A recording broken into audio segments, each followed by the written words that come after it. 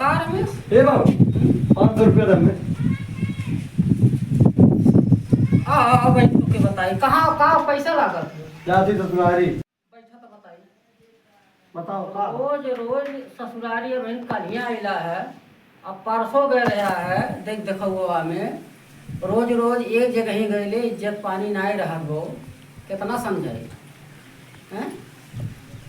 रोज रोज अकेले गए इज्जत खत्म हो जाला। फिर रोज रोज अभी 3-4 दिन भर गई रहा है, फिर 4 दिन भर गई रहा है। रोज रोज ससुरारिये जावा, ससुरारी नहीं ठीक है। एक जगह ही रोज रोज नहीं जावा।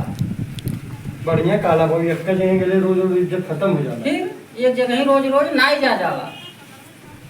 ठीक है बाबू ना जा चौधरी। काहे बाबा फ्री फायर खेलत है का? हाँ। काहे पढ़ा नहीं गे? तू ही तो कहाला रोज रोज गईले से इज्जत खत्म हो जाला। इना तम पढ़े नहीं गेली। हाँ पढ़ा जाए चाहे से इज्जत खत्म हो जाए। हाँ